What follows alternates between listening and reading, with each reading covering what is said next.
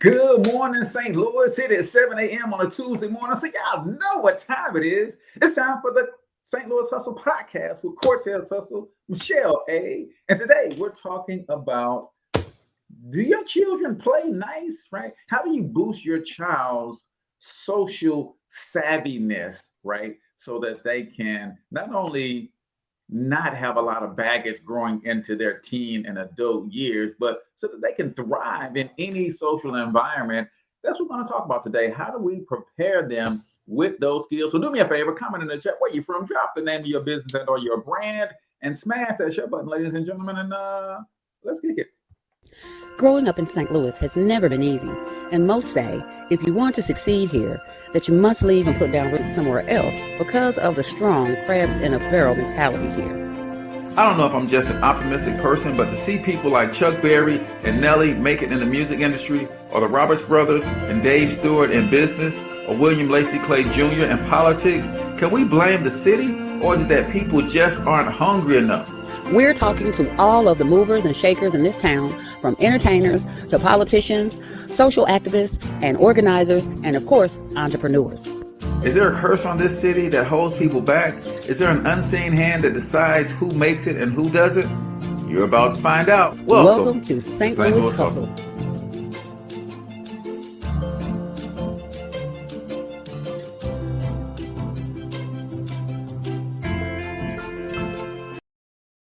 All right, ladies and gentlemen, welcome to the St. Louis Hustle Podcast. I'm your host, CORTEZ Hustler. That's my girl, never ready, Michelle A.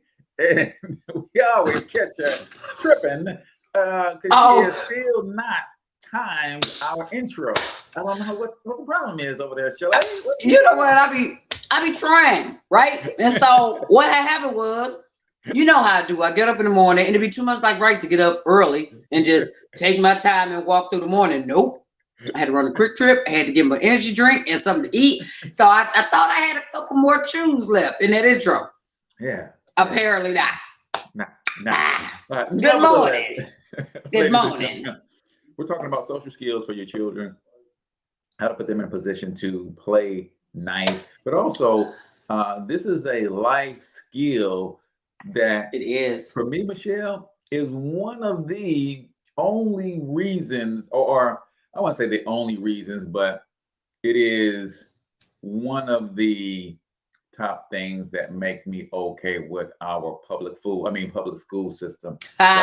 Is that whole dynamic where children really learn social skills, but a lot of times they don't learn the social skills with intent.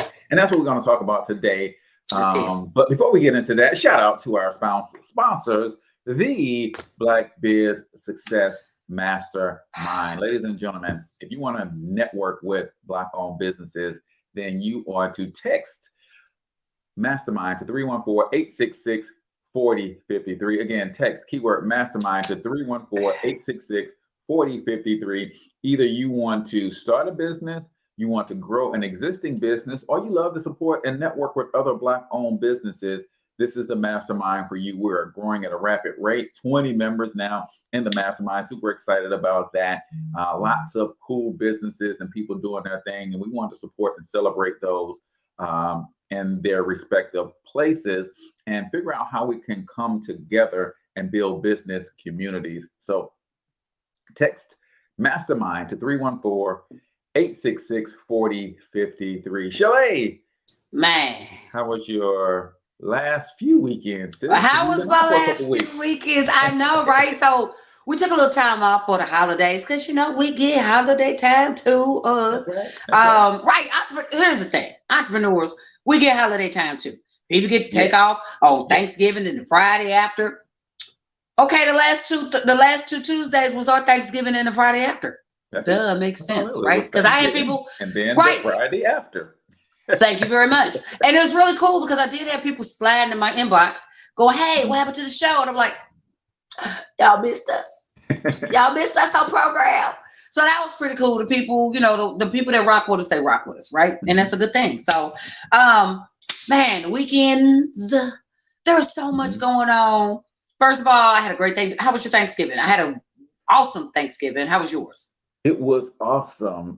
We actually flew down to Houston and got to spend 4 or 5 days with my son, number two. Okay. And we don't see him much. And meant a lot to my wife. He was the one when he went to college. Michelle, he never came back home. There's some kids out there be like, you know what? No cap, no shade, but I'm out. When I say never, like he didn't come home for the summer his freshman year. He stayed, he worked, him and his homeboys got a place and moved straight from Kansas City where he went to UMKC, and from there went to Houston. So we don't get to see him that often. So we went. That's cool though. And got to hang out with him and have Thanksgiving with him. So yeah, it was well, that's good. Yeah, nice. Oh, that's good. I did Thanksgiving with, of course, the family, and spending with shout out to my cousin LD. She hosted Thanksgiving. She's quickly becoming the hostess with the mostest. She hosts Thanksgiving every year, and she really hosts most major holidays. And she cooks. She's the only person I know cooks closest like my mom, and she just opens up her home and has everybody over. And I had a chance to get. She recently had a grandson, so she's my favoriteest cousin in the whole wide world, and her grandson is her youngest daughter had a son 3 weeks before my youngest daughter had her son. So they're 3 weeks apart. And so we had a chance to get the babies together. And so we just had a really, really awesome time for Thanksgiving. So we're starting to do play dates, you know. So I think like every other Friday we're doing a play date for the grandsons. And they're so cute because they both, hers is 2 months, mine's right behind. And they lay there and they cool on the floor with each other, and they grin, and it's an overload of cuteness.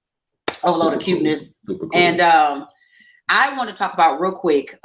This weekend, I attended and participated a little bit with an event. Shout out to my homeboy J Dub, J Dub, Rev, Bishop of Comedy, Reggie Ridge. Shout out to all my people, my folks that were in the Unquarantined, that performed at the Unquarantined comedy show. At Pastor Huntley's church, and I forget the name of her church. Sorry, but it was an awesome turnout. We sold out, and when I tell you they acted a fool, one thing about J Dub gonna walk the line with church comedy. I love him. He gonna walk the line. There was a couple other comedians there too, Devalicious, and then Don Claire, two old school vets I go way back with. But yeah, J Dub, boy, he walks the line. He was talking about prostate exams. I was like, whoa, where we going? Did you just say that in the house of the Lord? Man, I was like, whoa, you're teetering. But it was real good. It was a great event, and we're gearing up for another event that we're trying to do for maybe late January, early February, called Healing and Humor. And it's going to be, I think it's going to be exciting. I think it's going to be a fresh win for St. Louis because it is going to be humor, but we're also going to talk about some areas that people might need to be healed in as well. So it's going to be very untraditional as far as events go, but we ain't trying to be like everybody else. That's right. There it is. So love it. Love it. Yes. Awesome. Well, super excited for you guys. Glad that the event went off without a hitch. Yes. I love, I've been talking with J Dub and hearing his vision for not only this event, but the event you guys got coming up in the next few weeks. I'm super proud of you guys for doing what you're doing and doing what you love to do. It makes my heart sing when I see entrepreneurs or individuals really turn their passions into entrepreneurial endeavors. And you guys added another layer on that, and the way that you guys are serving the community with your gifts. So kudos to you guys. Real quick, I got, speaking of entrepreneurship, I got somebody, and I feel bad because I left the card way over there on the table and way over here. But there was a gentleman that came out, a husband and wife, and they have their own cookie company. And man, you talk about a tasty cookie. They brought samples. Here's the thing. When you go somewhere, take samples. Don't just come tell people about what you do. If you cook, bring something with you, because we don't know what your cooking tastes like. And you can't be like, ooh, I make delicious cookies. No, I ain't had none. So they came out, brought samples, and I was, telling them about Black Biz. So I really want to get them connected into your your network because the cookies were quite tasty. Good. Love it. And then also there was a lady there that she talked was a pastor, but she was also a nurse, and she gave out Narcan samples. And I got educated. Narcan is the you put up your nose when you think somebody's having an opioid overdose. Oh, it is the very difference between life and death for some folks. And she shared the education of Narcan and gave out, excuse me, she gave out she gave out Narcan, boxes of Narcan. And basically just in brief, because I know we got to get moving, but in brief, it is, she said, if someone is not having an overdose, it is harmless to them. But for the person that is having an opioid overdose that has stopped breathing, that is the difference between life and death, and people come back from that. So cops carry it, of course, paramedics carry it, but it is something that we can carry because it itself is not necessarily a narcotic, but it's the difference. It'll bring somebody back. So we got some education. I got mine and I'm keeping it in my glove box. So I might, you know me, I'm quick to roll up on the scene with a prayer. I'll roll up on you with a prayer, some Narcan. Now I'll be like, what? Clear. Right up the nose. Listen, I'm not having an overdose. I just suffer from narcolepsy. Right. I just pass out from time to time. My bad. Lady, would you get on with me with this? You hear me? I'm sorry. Wipe your nose. I was excited. I'm sorry. Now I gotta go get more because I wasted mine on you. You would just sleep. I thought you was having. See a doctor for that, please. Help me help you. So yeah. There we go. Sorry. Love it. Yep. All right. Well, cool beans. Word of the day, man. You ready? Yes. Right. Shout out to my homeboy. Let's get the word of the day in. This. Come on, because I'm so excited for it. Come on. Ready. And now the Michelle I. Word of the day.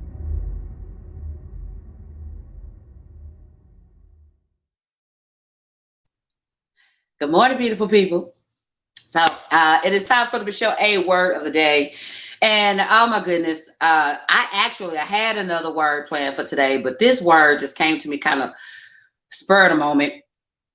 You know, I always got a story for you. So I got to try to make it quick, but I'm going to share this story because it's really a good one, right? So, you know, I love my hair, right? I love my little blonde. I love my little fancy haircut and all my designs and doodads. Love it. And when I go most places, it's the number one thing I get complimented on, right? So what I don't understand though, fellas, why is it that you see my hair? Now, I'm naturally not a blonde. I think we know that, right? And I have more gentlemen ask me, I love your hair, but how do you get the part black? Like, how did you do that? Really? Really? A brother just asked me that a quick trip this morning. How did you get the part black?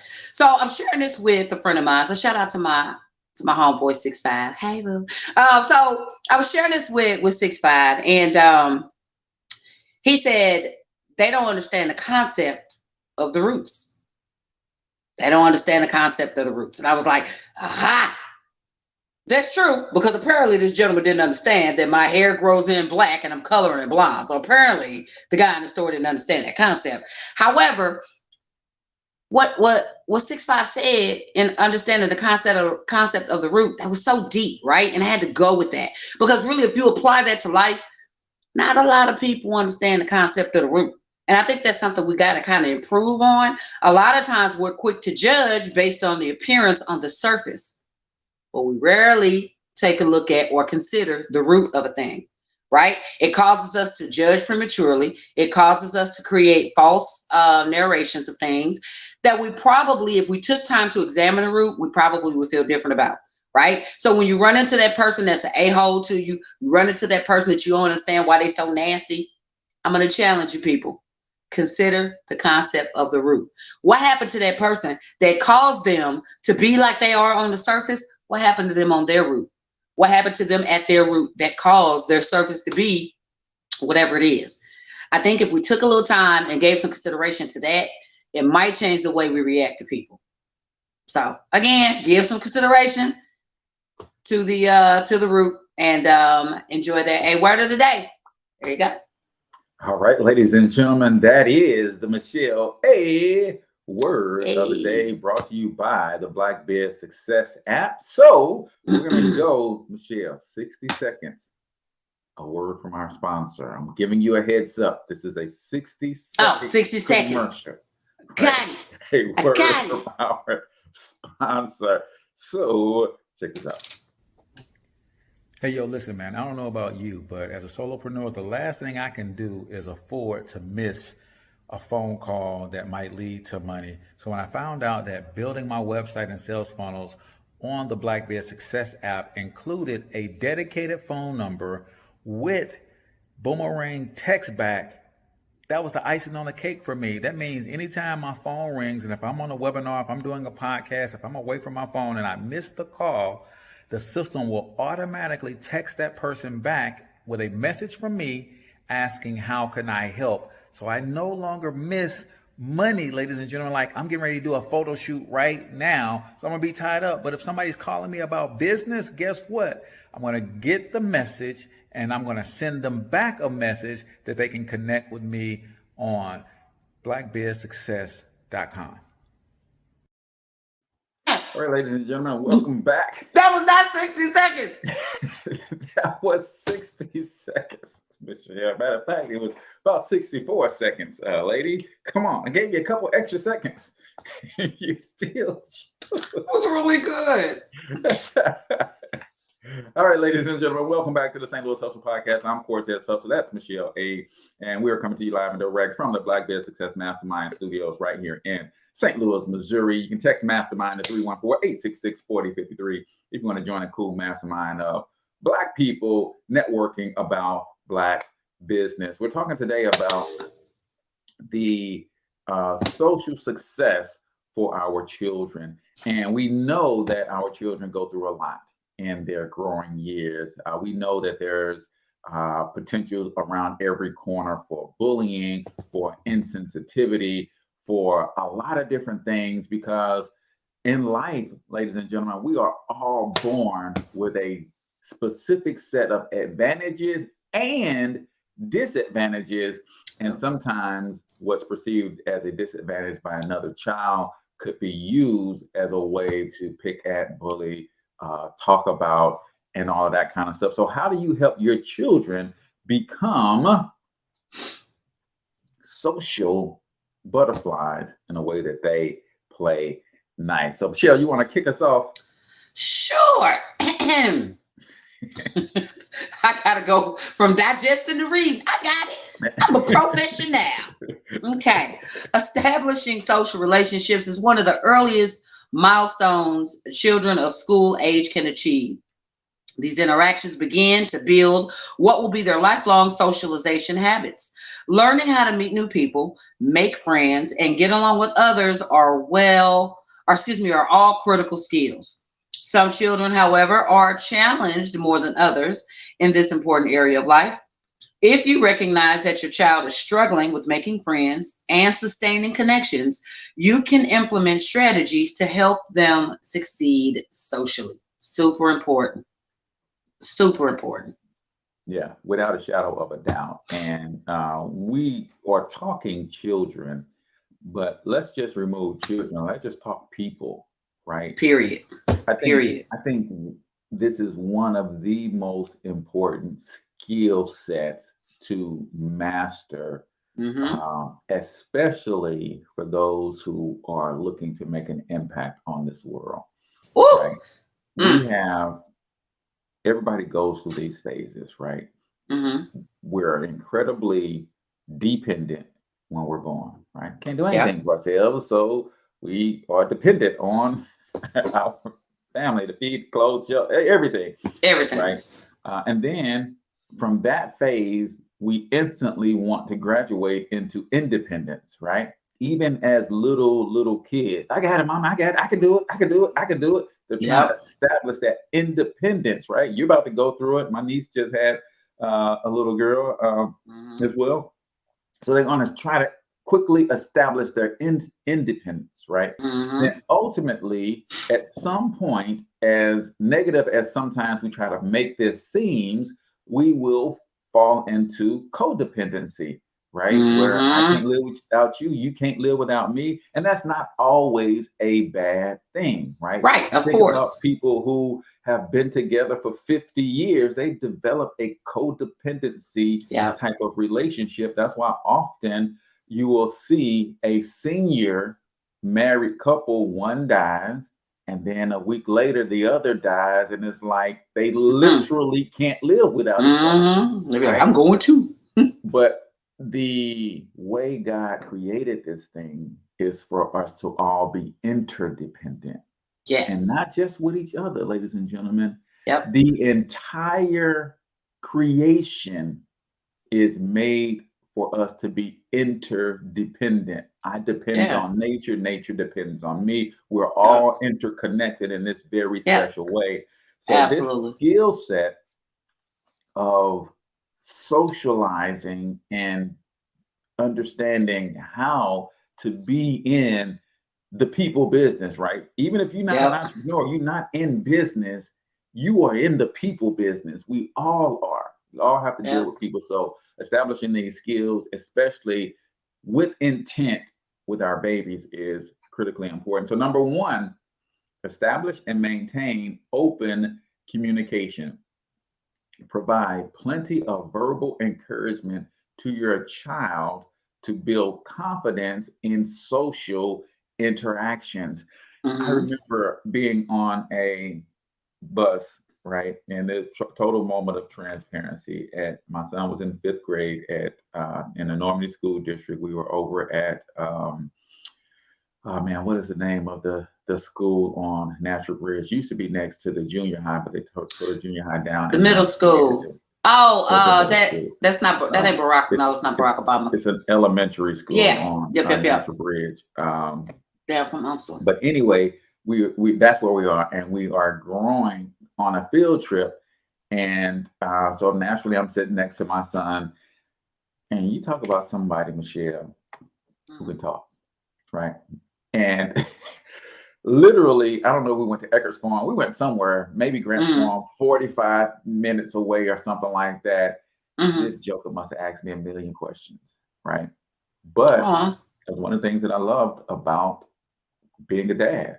Is like, I want to be that source of information and that connectivity. Now, and full transparency, he might have asked all the questions for the rest of his life, because now the joker don't even talk to me. Right. I'm done. Thanks. Hit him all when he was in 5th grade. Where the teacher literally came to me, she said, I've never seen anybody with so much patience. The dude never stopped talking for 45 straight minutes, and you didn't get short with him. So you have to understand that about children and allow them to have that and be that. Like, it's those questions where you don't know the answer to, but an I don't know won't make sense or register in their head. So I got to give them something. Right? Got to. So we got to. 45 minutes. Hey, quit. Yeah. Okay, son. Yeah. Well. Wait, so was it just your son, or was it all the kids? It was just my son. It was just my son. This joker talk, man. Like, he literally was so inquisitive. And I think sometimes, if we're not careful, we'll shut our children down. Yeah. And kill that in them without even knowing it. Yeah. And I never wanted to do that. So he had a million questions, Michelle. I had 1,000,001 answers. And the one up, you gotta have an extra one in the pocket, because you can't let them. I knew he was coming. So keep that open door of communication and allow them to be inquisitive and talk with your babies and have different types of conversation and dialogues, and be intentional about instilling confidence and a sense of self-worth in them in every moment that you get a chance to, because Lord knows the world will beat it out of them. Man, the key word there is intentional. Be intentional. So number 2, keep your eyes open, right? It just fits so well with number 1. Keep your eyes open. Notice how your child relates to other children in the neighborhood or at school, or even during extracurricular activities. Got that word? Ha. Does your child seem excessively shy? Do they stand alone waiting for others to approach them? Or do classmates make efforts, but he or she doesn't respond? You can gather information about your child's social life simply by observing them in the presence of their peers. Also, when your child performs socially appropriate behavior, mention it later. Say something like, it was nice of you to offer to share your cookies with little Jimmy. Ooh, my mom was like, don't share your cookies with nobody. My mama said, keep your cookies to yourself. Sorry, I couldn't resist. Okay. Reinforce any positive behaviors that you observe. This right here is something that I definitely did with my children. I did this with my girls. And the thing we have to always remember as parents, we can lead them to the water. We can be the best examples we can be. But at the end of the day, it's your child's choice to drink from the pond or not. Right. But it's something that I definitely did, because as children, I wanted them to be social. I wanted them to have connections. Me being a person who was always a people person. I mean, I was that kid in school that when someone new came to the school, to the class, they needed to be showed around. Oh, pick me. I'll do it. And so I was that kid. As a child, I was a chatty Cathy. I was the one that was doing the talking and pulling folks together. Come on, let's do this over here.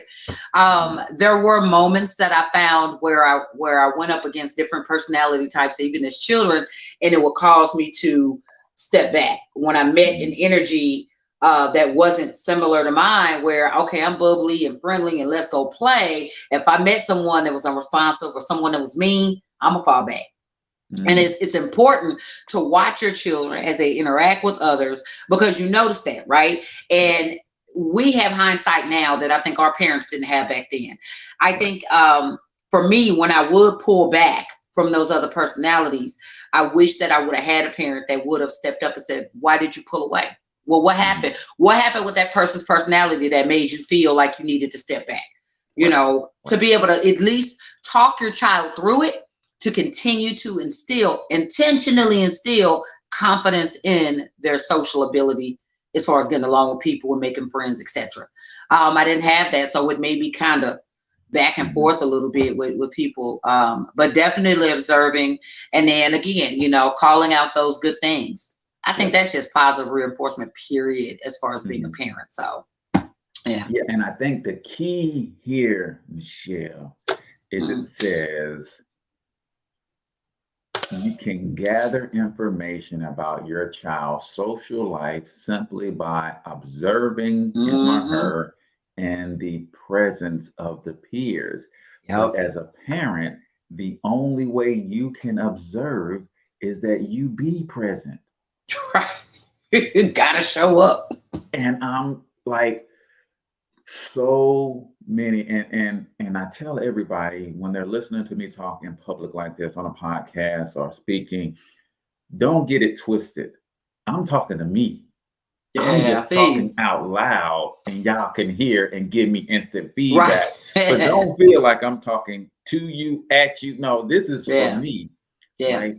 But I just understanding the importance of your presence as a parent is critically important, as well as an adult, understand the importance of being present. Wherever you are, there you are. Wherever you go, there you are.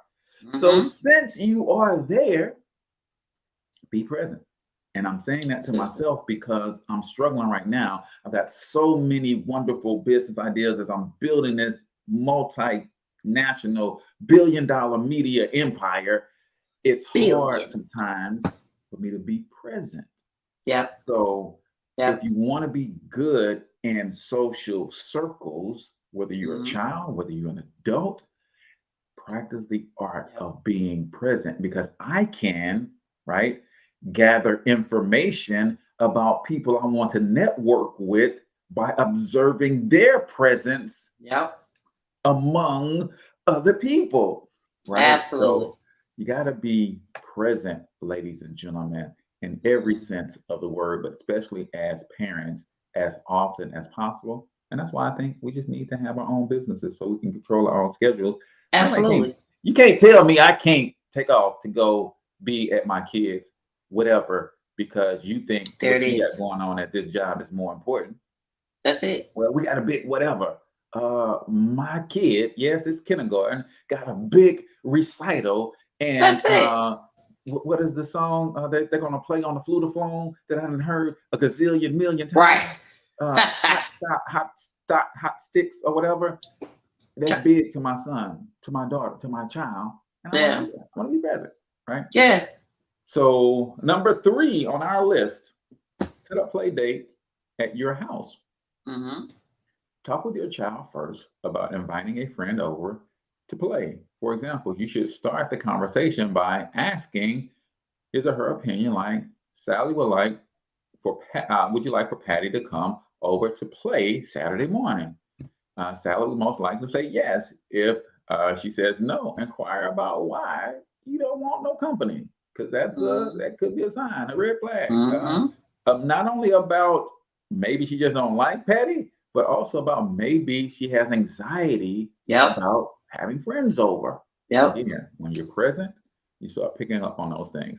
Arrange a play date with other parents to ensure the kids won't get bored or tired. Avoid making the first play date too long. Depending on your child's age, 1 to 2 hours should be adequate. Have some snacks on hand and, do what you got to do, but create an environment where you're going to be present so that you can observe these interactions so you can get about your child, right? Don't just drop the kids off at your friend's house with some snacks, you know what I'm saying, with some pudding pops and some trail mix. Talk about some little Tommy here for the play dates. No, that's babysitting. It's different. You need to observe how little Tommy can't keep his hands to himself. He got sticky fingers. Why is little Tommy in the bathroom stealing out the medicine cabinet? Get your kids. Right. There it is. Free PSA. That was for the people. Number 4, ask your child the day before the play date how he or she would like to spend the time. This conversation prompts him or her to consider activities that they'd enjoy. Allow the child to choose the activity as long as it's safe. No jumping out of trees and skydiving. An activity that's safe inside your home or in your yard that's feasible considering the weather. If your child doesn't offer an idea, be encouraging. Say something like, well, I'm sure the 2 of you will come up with something fun to do. Refrain from micromanaging the play date. I'm a micromanager, baby. I'll be like, get over there in the corner, get them baby dolls and get them shoeboxes and play. I can get you going. This conversation plants the idea that when we have friends over, we share time doing something fun that we both enjoy. That's the seed. Also, they learn that being a friend requires some effort. Jesus. Posing the question is a subtle way to teach your child how to be appropriately social. There's so much right there. And because I didn't do play dates, right? Because I didn't really like other people's kids, okay? The state said I had to like my own, and it was a challenge. No, I'm kidding. So I love my children, but I didn't often let them do play dates. And I ain't let them go over other people's house because people have roaches and they are nasty. Yeah. So I didn't want to do that. But when I think back, like with my grandson, there's so many different things that I want to do. I will do play dates. Like I said, I did a play date, they're infants, but I did a play date with, my cousin and her grandson. And even just watching as infants, how they interacted. They rolled over, they looked at each other. They didn't know intentionally what they were doing, but their hands would touch, and it was something that we can watch and we can kind of foster. But as they get older and they get to be toddlers, encouraging that behavior, suggesting toys without micromanaging and saying, get over here and play this that way. I was that parent. I really did sit them down with the Barbie dolls and the shoe boxes and say, look, this is the Barbie car. I ain't spending extra money. Put the doll in the box and push it. But that wasn't. You want me to drop the wheel on it? So that you know clearly that this is the car. Let me drop the wheel. You get the understanding that this is a car. Do you hear me? Look, Barbie need an evening gown. Go over there, get that sock, cut the foot off of it. And there's your evening gown. Okay, you want some sparkles on it? There's your glitter. I had to make it happen. But that got glitter all over the house. It's like, what is that? Every time you try this on your face now. I did all that. Not the best idea for parents. Don't do that. People don't do that. But it just don't micromanage the play, allowing children to have their own ideas and to discover what things that they like. You can suggest them and guide them, but not doing it for them. You know, you want to push them in a healthy direction. But I learned from both what my parents didn't do and what I overdid because of what my parents didn't do. Yeah. You know, so lots to be said there. And I was with you. I didn't let my kids go to a lot of people's houses. My wife and I made a conscious decision early on. We had 5 boys. Like, yeah, that means that if all of them have at least one best friend, that means there's probably going to be 10 boys in our house at all times. And we made the conscious decision to say, okay, in order for us to keep an eye on them and for us to be present so we can gather this data and learn about our children, we're going to be the house that we allow other people's kids to come to. Y'all was that house. We was that house, man. We was that house, especially when we moved out here in Florida and had a basketball hoop in the backyard. So, of course, that attracted all of the guys in the neighborhood. Some of the girls wanted to see the guys play. Oh, I'm sure. It was that environment. But we made that decision early on because one, with my past history of molestation and abuse, is like, you got to keep an eye on your kids. So I got to be careful about who I let manage their time and privacy and all that kind of stuff. But also, I am very serious about who you let speak into the lives of your children. That's it. And that's something that really goes undetected. And you have to really know somebody and allow them to get to know you before I can let, like, when my kids did sleepovers, you know, they play ball. So a lot of times, you know, they go into the championship game or a good big tournament, then everybody sleeps at the coach's house. I had to get to know the coach. Coach had to get to know me. Right? Absolutely. There's certain things that I will say to my son and over my son, and certain things that I will not. We have to kind of have an understanding of, are we on the same wavelength there? Right. If I see him speaking negativity into his son, then no, son, I know your whole team is over there, but we're gonna go do something different. Because I didn't want anybody speaking death and negativity into the lives of my children. And I think that's big.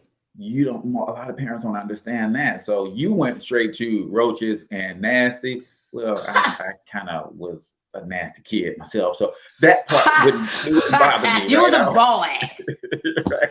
It was a boy. It didn't bother me as much as like the potential, mental, long-lasting trauma of having somebody who doesn't believe in you say that you can't do something over and over while you end up there. So I was serious about that. So our house became the house that all of the kids came to.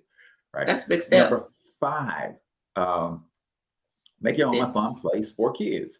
Doing so might boost your child's social life. Do you have a family room with a television, DVDs, or video game console, books, board games, other kid friendly activities? Like we had a basketball hoop, right? So all the kids came to play basketball. We did have kind of like a room in our basement with a couple video games and a couple TVs where they can come and play video games and that kind of stuff. So again, I wanted to make it a place where my sons didn't feel like they had to go to somebody else's house to have a good time, but it was a place where people wanted to be so that I can keep an eye on them. And that was just me. You know, and that's one of the things that happen when you don't deal with your trauma. Who knows? As I talk to my children, that might be traumatizing to them that they never got the chance to go spend a night over a lot of people's houses. I don't know. But because of my trauma, it was tough. And you think I was tough. My wife was like, no, Joker. Right. We make the best decisions we can as parents. And I tell my daughter this because she's a new parent. We make the best decisions we can. She keeps making the statement, I got to get it right. There's no such thing as right in parenting. You make the best decision that you can, because I will safeguard it as well. Like I said, in jokingly, I didn't let them spend the night a lot of places because roaches are real. But but there was the thought of something happening. And unfortunately something did happen to one of my girls. And so that makes me even more concerned for my grandson who's around him. And it makes my daughter concerned for her son and who's around him. And so it's a real thing, real quick, would you talk about the basketball hoop and everything at your house and having the neighborhood kids? When we lived in California, it was just me and my sister. We had no brother, but he was grown and gone. I don't understand why my mom and daddy put up a basketball goal in our driveway and they got mad because all the neighborhood boys was at our house. I don't understand. I don't understand what the problem was. Why this little boy in the driveway? You put up a basketball goal. I'm out here shooting the hoops, looking cute. Even as the chubby girl, looking cute as can be. And he's like, can I play? Sure. Got a crush on you since third grade. Come on in. They all in the driveway with no shirts on, getting it in. Sweat glistening all over their bodies. Herbie, like, why is all this eye candy in my yard? Right. Well, Mama, you set the bait, lady. I don't understand. I thought this was an arranged situation. I didn't know what we was doing. But they put the basketball goal, it was nailed to the garage, over the garage. So when my daddy came home, he's plowing everything down. You better get out the way because I'm coming back. My daddy, y'all better move. No, you better move. You will run your ass over. Crazies. Okay. Number 6. Who wrote this? This is some foolishness. Number 6. Spend a bit of time helping your child clean their room. The devil is a lie. Get in there, clean that room. I ain't help mess it up. I'm not helping you clean that damn room. Get in there, clean your room. After all, don't we need to get ready for company in advance? No. Get in there and clean your room. And I'm checking under the bed and in the closet. And I'm going under the bed. My mom used to come in my room with the broom, get down on her hands and knees and just rake everything out. Yeah. Now I got to put in, where am I going to put that if you rake it out under the bed? Hey! Whole other thing. These efforts illustrate for kids. Right. You know how hard it took me to get everything under the bed nice and neat and in a square format to fit under the bed and get the sheet down. You're messing up my work, lady. These efforts illustrate for kids how friends behave and how social, this is some foolishness, how social relationships are conducted. They're not conducted. Well, I take that back. When I was like, transparency, I was 21 and I was living at home with my mom and I wanted to go to the club. I hope my cousin Donna is watching because she will remember this. I wanted to go to the club and my mom was like, no. You need to clean your room. Clean your room before you go to the club at 21. Well, I said I couldn't. You not leaving this house until you get there and clean that room. I was like, are you kidding me? I'm 21. She was like, I don't give a damn that room. I've been asking you to get in there. When I tell you my cousin Donna came over, she's like, what we need to do? I was like, she said, I gotta, okay, you handle that side, I got this side. We got it done in 45 minutes. Look, my mama came in there with a look. Michelle is mess up my night at the club. What you not? We was clean this doggone room up. And next time, I'm gonna call your mama before I invite you to go out anywhere with me. Man, your room is clean. Man, when she was trying to get to the east side to the Max on a Friday night, and my mama came in there with her little glove. Okay. I see 3 pennies and a footy on your dresser, but that's okay. I'll let it stay this time. She helped me clean. Boy, bro, I got it. My cousin was like, but we was at the club though. We was at the Sugar Shack. We was getting it in. Yeah, 21. Okay. Yeah. I guess it does help for social because she socially wanted to go to the club, and I was socially interfering with that. And socially, she helped me clean my room. Thanks, cuz. Love you. That's why she's my favorite cousin. Yeah, but also too, Michelle, on another level, I think when you not help them, but if you're just in the room supervising, you talk to them.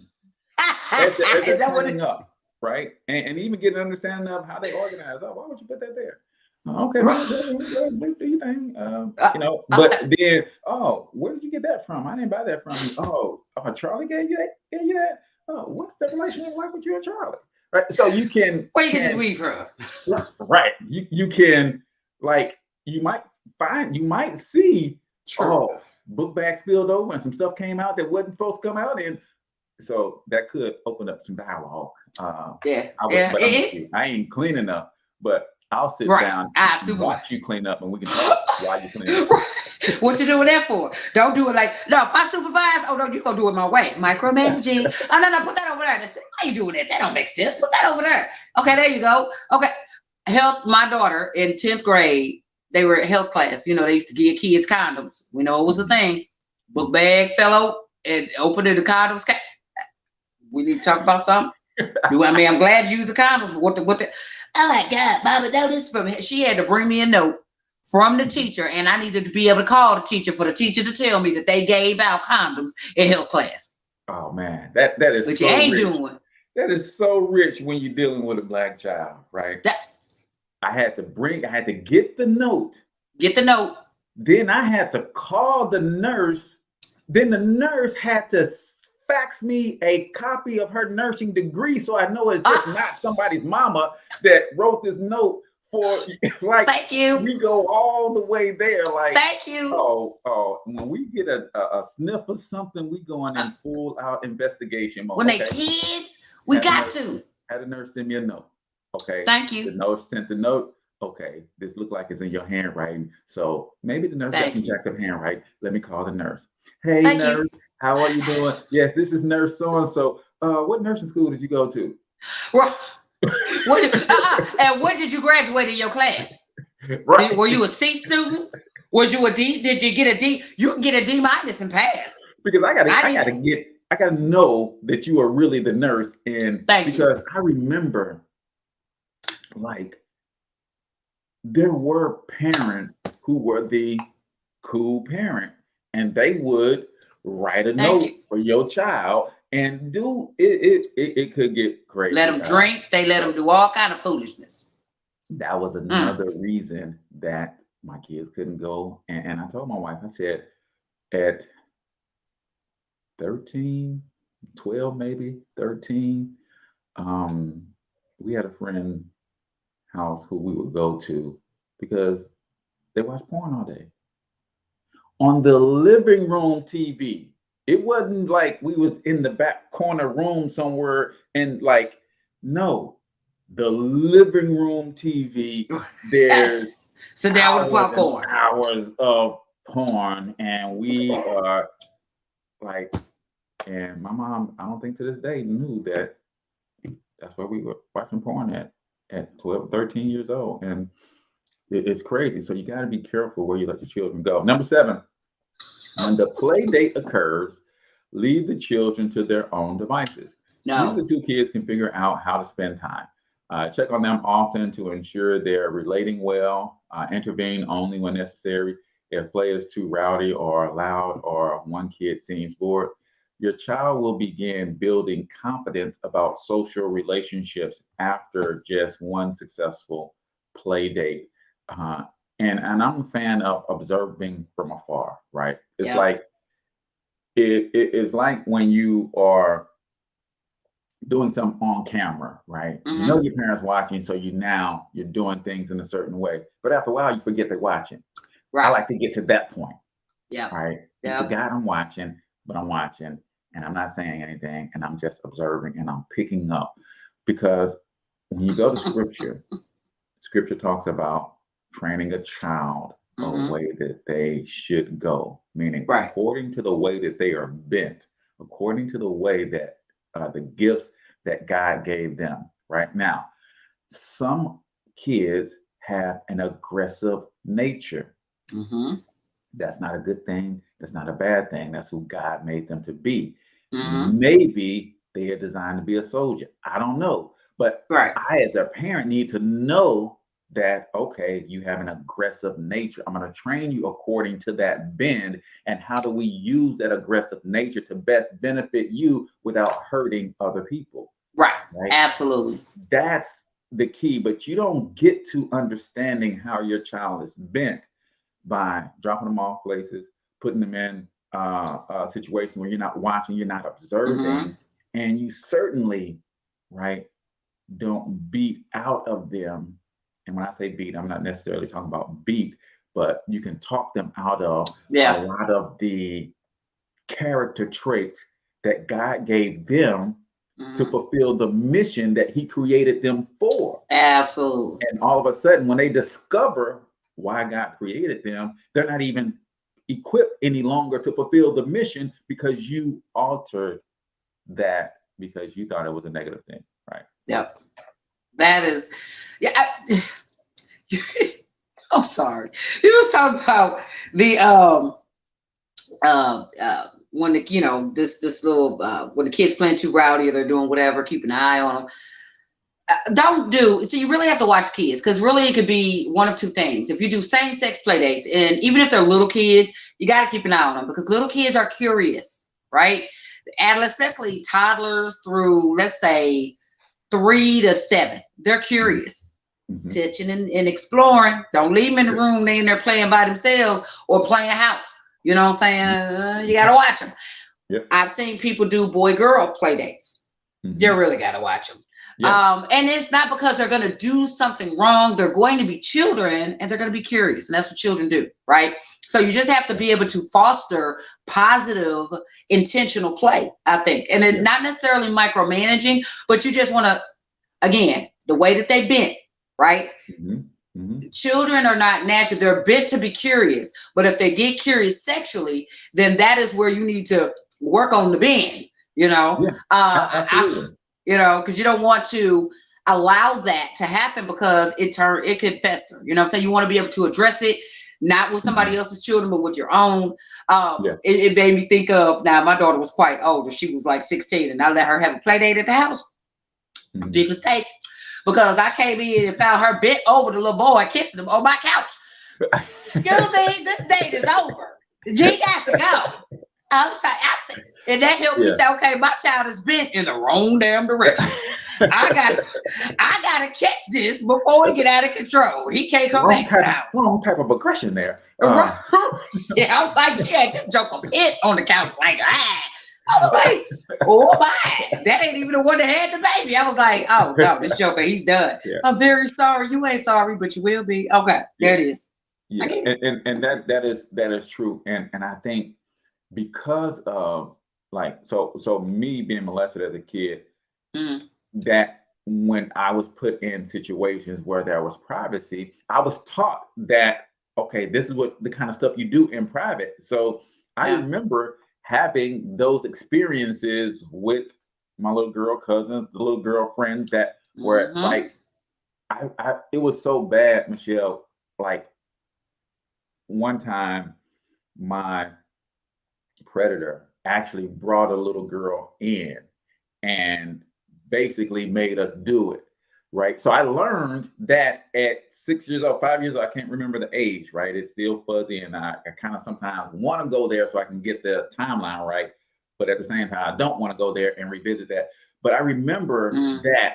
So naturally, whenever I was in the presence of a little girl, like that was the first thing that my mind went to. And this is again why your presence as a parent is so important, because if other people's parents were present and they would have seen that in me, they could have alerted my mom, and she could have had a conversation with me and said, hey, where did you learn that, or whatever. And we got to the bottom of that. Absolutely. Knew that I was molested till I was 22 years old, Michelle.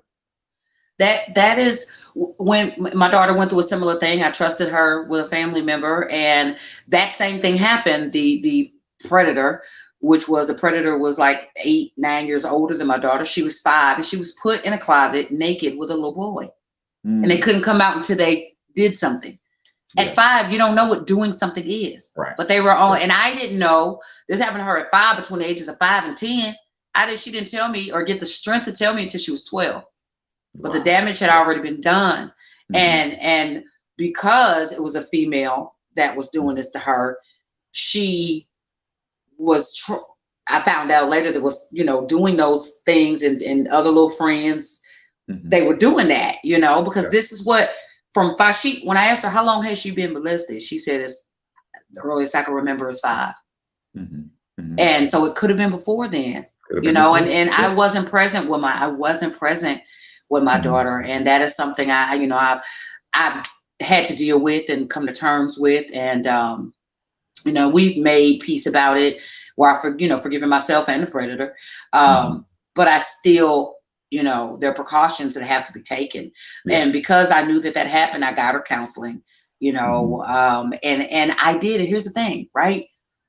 The counseling, and I'm not saying that this is true in every situation, but sometimes molested kids molest. Sometimes, it's not all time. And so I watched her, because we had other younger family members, and I didn't want her to repeat the cycle. That's why I put her in counseling, so she could understand what happened, that it was wrong and it shouldn't have, whatever. And you know what I'm saying? So it's crazy. Yeah, it really is. So you gotta be there, though. You gotta be there. Have to. And you have to. This is why, as adults, especially parents, and even if you're not a parent of your own child, you have parenting skills. You're going to be around other children and their vulnerability, and keep your eyes open, keep your ears open. One of the things that my sister did that really hurt my soul, and she didn't know, and she wasn't doing it intentionally, but when I first came out and told someone, she said, "I knew it." And I'm like, "What the hell you mean you knew it?" You right. But leave a brother suffer to suffer. She is my older sister. And but what she was saying, as I look back, was when you left us, right? Because I left New York, where my mom was in an abusive relationship. She sent me to was going to live with my dad. He never showed up, so I ended up staying with my grandma. And she said, when the person that when I came back into my sister's life, or she came back into my life, I wasn't the same kid that left her. So that's what she was saying. She knew something was different. Something was different. And I don't know if she told my mom to try to get to the bottom of it, or if that's something that she just kept to herself. But I'm saying that to say, we're all responsible for these children and these babies. Yeah. And if something seems off, say something.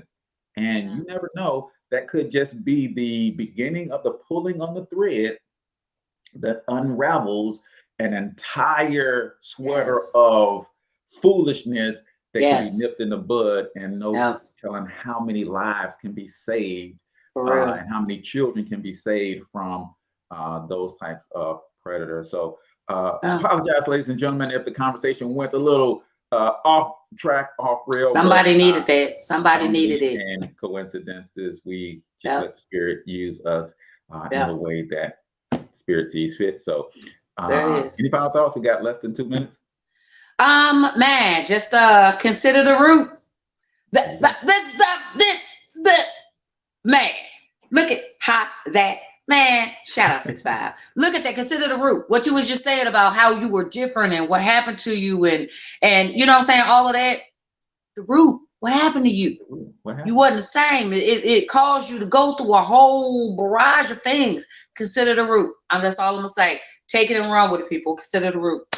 Absolutely. Be present, people. That's my final thought. Wherever you are, especially in the lives of your children and the children that are in your presence, be present, but be present in your own life. Remember, you are writing the script to your own story. You are the lead actor, actress. Be that. Until next time, get your money up, because you absolutely can do it. But more importantly, you deserve to do it, each and every single one of you.